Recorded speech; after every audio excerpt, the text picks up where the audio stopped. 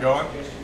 Okay, in a bar, if a waiter comes up and starts pouring your beer like this, down the side, which is the incorrect way to pour, I want you to notice something. First of all, it takes a tremendously long time for you to get to your beer, and that's not good. You want to have it right away. And the other thing is, when he finally finishes pouring the beer, it looks very unappetizing. In fact, it doesn't look much like beer at all.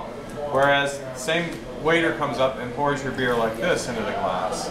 Right down the center, he's releasing the excess carbonation. Remember, we put extra CO2 in every bottle and can of beer that we make in order to drive the aroma and the foam to your nose, so you can really smell the beer, okay? And there's a lot of foam, but it'll eventually collapse. You get about 25% beer in your foam. Just look the two beers right next to each other. Which one looks more like beer?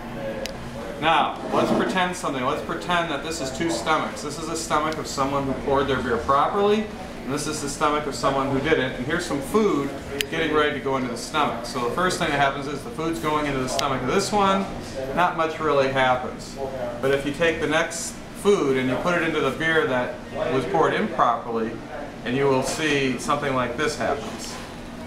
Now all that CO2 is going to have to go out into your stomach, and what it does is it ends up filling you up. You'll drink less beer and eat less food, and in effect the check total will be much, much less than if you poured the beer properly and you don't get the same amount of foam. So remember, pour the beer right down the center of the glass, put it in a nice glass, and don't drink out of the bottle if you want to increase your beer sales.